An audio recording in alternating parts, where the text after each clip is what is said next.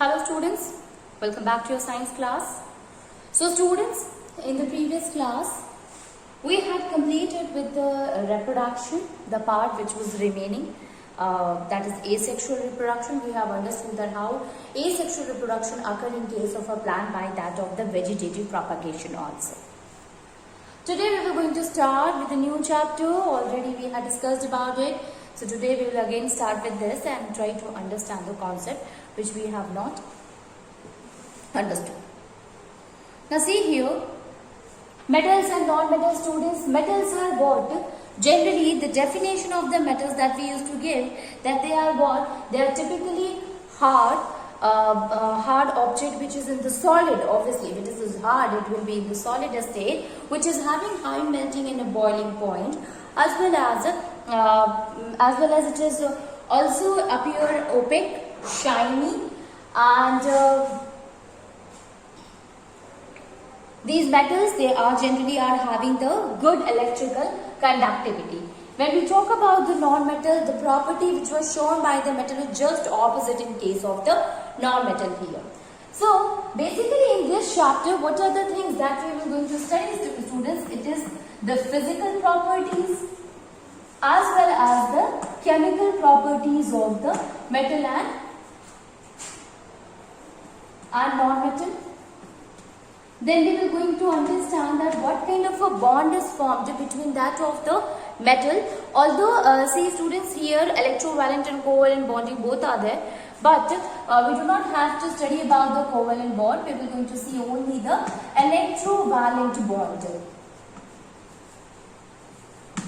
Electrovalent bond is there. Now how the bonding is formed between that of the metal. Metallurgy is not included, so we will not going to see that. But yes, the distinction and uses. Distinction and uses of metals and non-metals. Okay. So physical properties, chemical properties, bonding, chemical bonding, in which we will going to study about electrovalent bond. This will include a lot of things, student, how the electron dot structure is formed, how with the help of a dot structure bonding is formed, which bonding is really very strong, how the formation of ions occur, and how this ions help in the formation of a bonding. And yes, last we will going to see that what is the difference between that of the metal and non-metal, as well as what are the different uses of that of the metal and non-metal. Okay. Now let us start with the properties, physical properties of the metal. So the physical properties of the metal, students.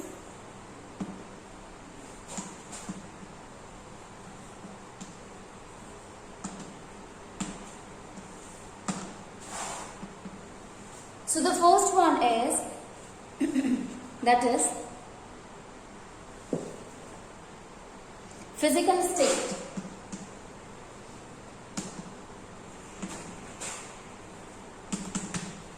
If we talk about the physical state, students, so obviously metals, they generally exist in a solid state except that of the mercury. So one exception is there, and that is Hg. Mercury is there, which generally exist in a liquid state, while all other metals, they are generally exist in a solid state. It can be iron, it can be copper, aluminium, zinc. These all are the metals which basically exist in the solid state.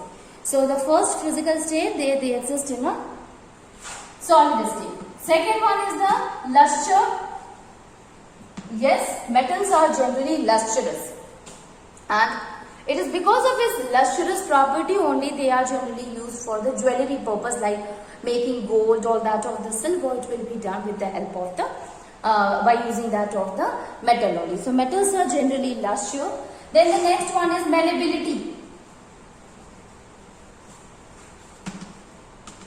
So they are generally malleable. Metals, when we beat it, malleability is what is the property.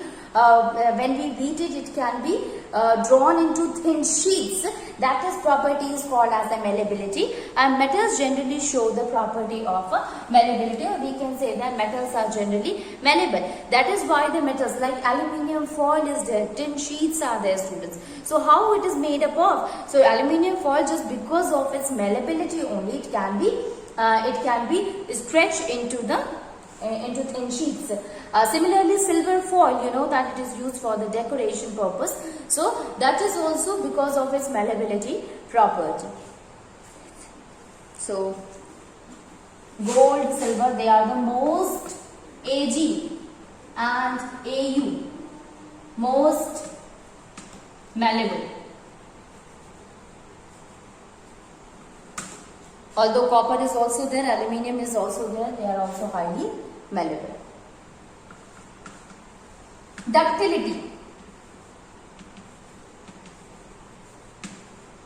Metals, they are generally ductile. It means they can be drawn into thin wires. Okay, so not only we can make thin sheets from it, but we also can make thin wires from that of the metals. That's why they are, we can say that they are generally ductile. So ductility is a property of a substance which can be beaten or which can be beaten into thin wires. Okay, that is ductility, and all the metals are ductile, and it is because of that. You see, silver wires, gold wires, they are generally used for the jewelry purpose. They are also used in the clothes. And copper wire, aluminium wire, they are what? They are used as an electrical wire. Okay, so how these wires are made up of? They are made up of metals only. So that's why we can say metals are generally ductile, or they show the property of ductility. So metals, we can say by this that metals are highly malleable, or they are highly ductile. High malleability is there, or high ductility is there.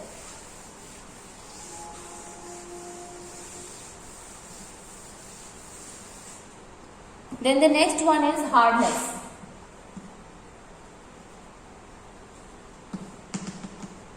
Metals, they are generally hard. It means they are having high tensile strength, and because of it only, it is used for making, it is used for the construction purpose, and it is because of this that because of its hardness only, they are used for, because of this only, they cannot be cut into, it will be very difficult to give shape to it if it is at a solid state.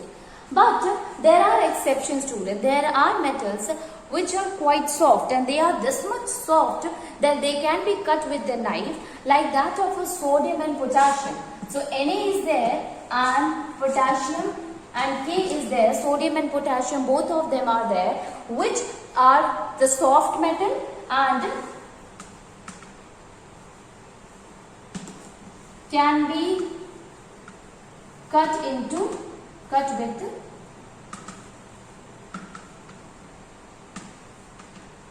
knife. Okay, so it can be cut with the knife. These are very soft metal. You have seen the sodium and potassium, they are kept into the kerosene iron. There is a reason, because they are very reactive, but they can be easily cut with the help of a knife also. So they are not a hard, but they are the soft one. Then the next one is the density. Generally, metals, they are having the high density. They are denser than that of the non-metals. So, iridium and osmium, these are what? Are having very high density, or are very high density.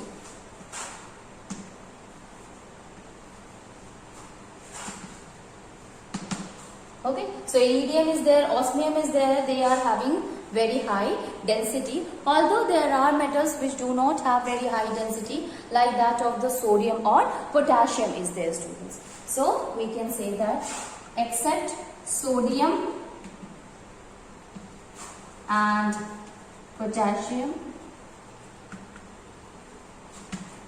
having low density.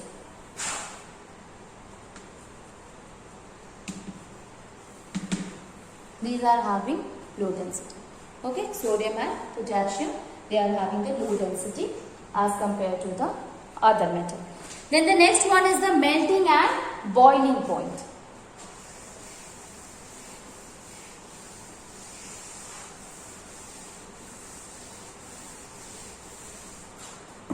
Melting and boiling point.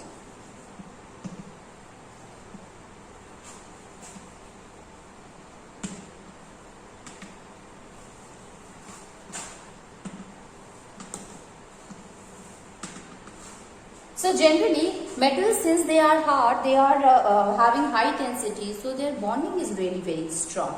And because of that, their melting point and boiling point is also very high as compared to any other substance. Now, there are exception also, students, like that of the sodium and potassium. So you can see that even when we are talking about the hardness, we have seen that the sodium and potassium can be easily cut with the help of a knife. So they are not as much as hard than the other. That's why they are having very low melting and a boiling point. Other than that, all other metals, they are having the high melting and a boiling point. So reason is due to strong metallic bonding.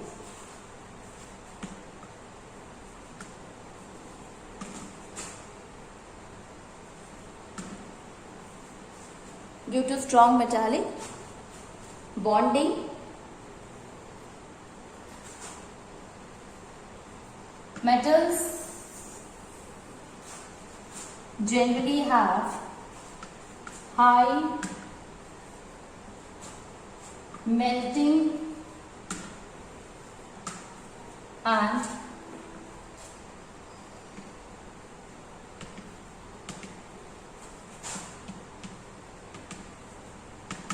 boiling point. Okay, tungsten is considered to be the highest melting boiling point because it is very, and you know that tungsten is used in the electric bulb, so it is having the highest melting point. Exception is there again, student, and this exception is what? That is of a sodium and potassium. Sodium and potassium are what? These are the exceptions of the melting and boiling point. It means they are having the low melting and boiling point as compared to other metals. Next one is the conductivity. So here we will start with the thermal conductivity and then we will see the electrical conductivity. Thermal means heat. So the substance which allow the heat to pass through it, they are the thermal conductor. So talking about the thermal conductivity of the metal, they are a good conductor of heat.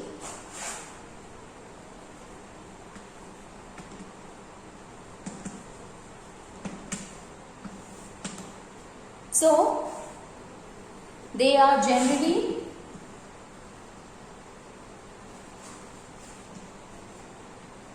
good conductor.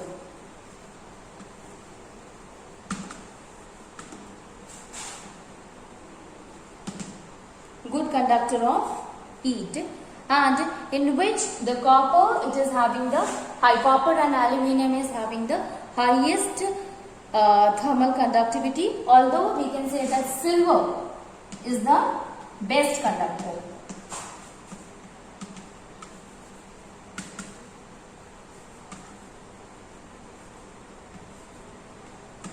Silver is the best conductor.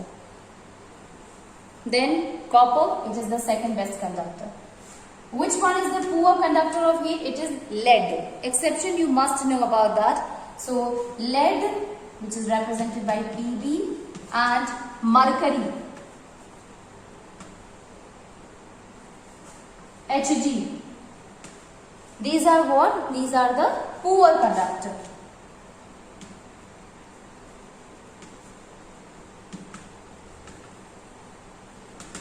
Poor conductor of heat. Okay, so thermal conductivity, silver is what? It is the best conductor, but lead and mercury, they are the poor conductor. Then the electrical conductivity.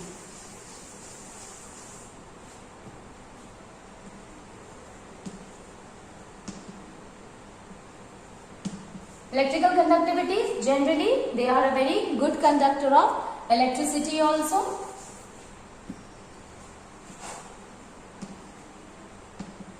Again, silver is the best conductor, and here the poor conductor like mercury is there, iron is also there, bismuth is there. Iron, bismuth and mercury, this is the poor conductor of electricity.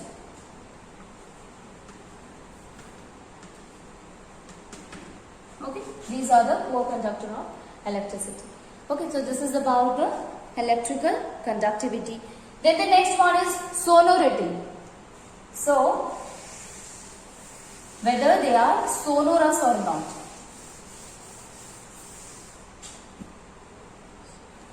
So, sonority.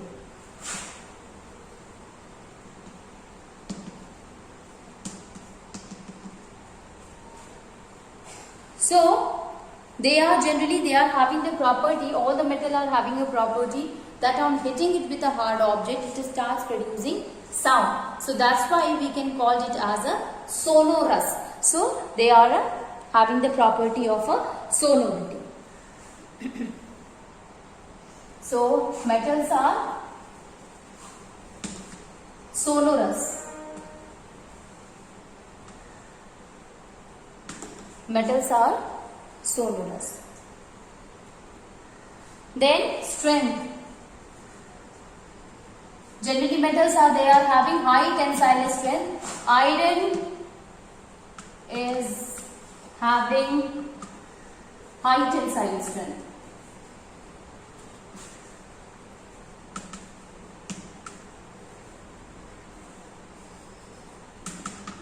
They are having high tensile strength. What is the meaning of a tensile strength, students? It means that it is having a more power to hold a large object.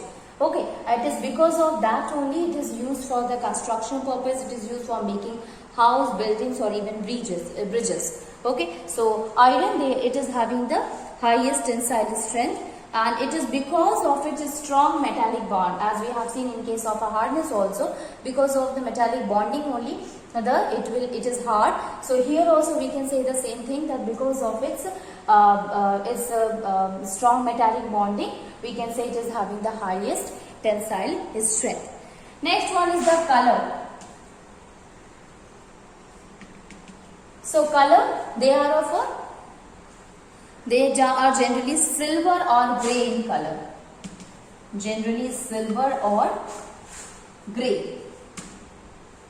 Sometimes some of them, except that of the gold, which is having golden yellow, copper is there, which is having reddish brown in color. So some of them exception is there, otherwise all of them are generally having the generally present in the silver or grey in color. So this is about the physical properties, student. Let us move on and see what about the chemical properties. Most of the question related to the chemical properties used to be asked. So, chemical properties.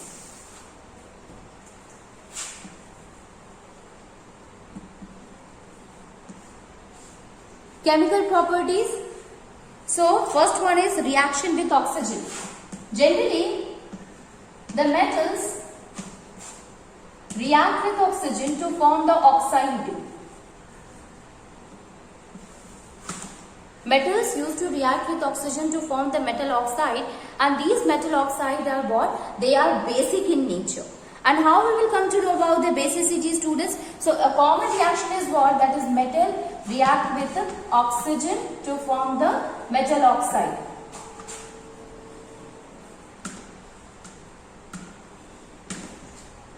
And this can be, if suppose sodium, which is a very reactive. So sodium will react with the O2, then there is a formation of a sodium oxide. Okay, Na2O. And this Na2O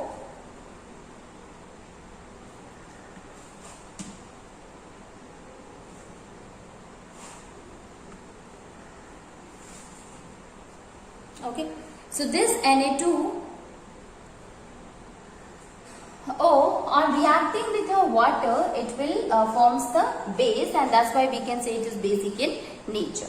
Other metal like which is very reactive, like potassium is there. So this potassium also react with the oxygen to form the potassium oxide, which is K2O.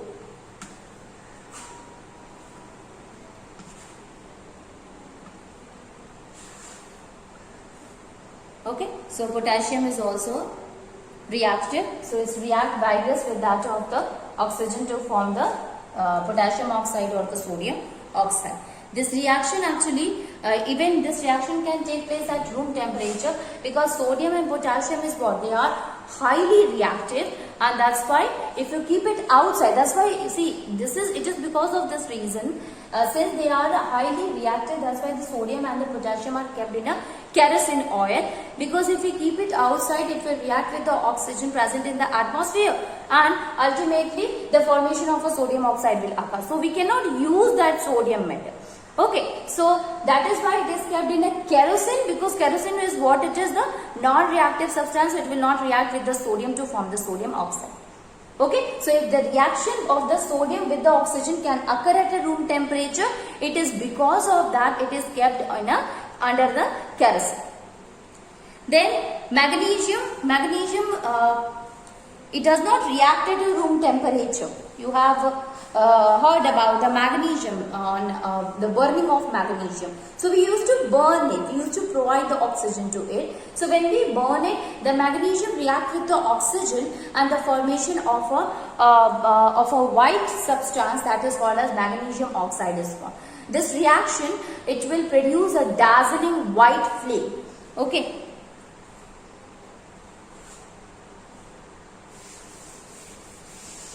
So magnesium react with oxygen to form magnesium oxide. Okay, 2 Mg is there, which is solid. Gas is there, 2 MgO, which is also a solid one. A white powdered substance is formed, which is a solid one. Then similarly, if we talk about the aluminium, aluminium also react with oxygen to form aluminium oxide, which is Al2O3, aluminium oxide. So it will be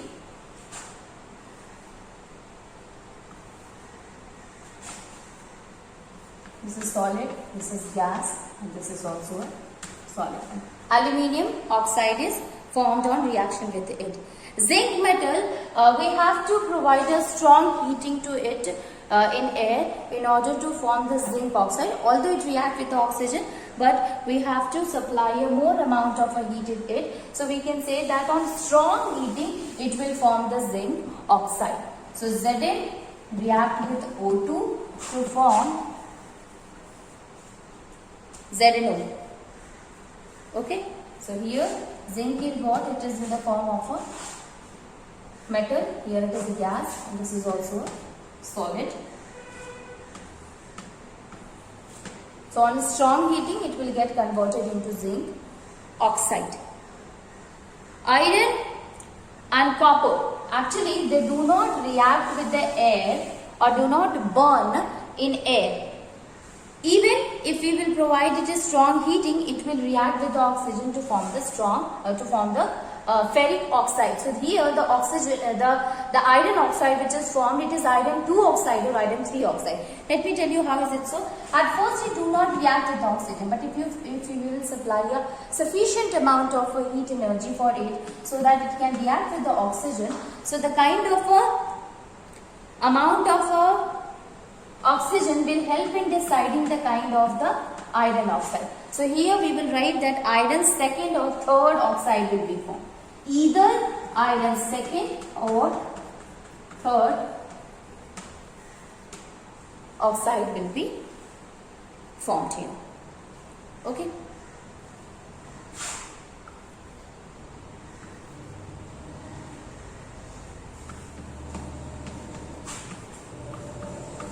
Iron 2nd or 3rd oxide will be formed. Okay. So this is how we can say that the reaction of the metal occur with the oxygen.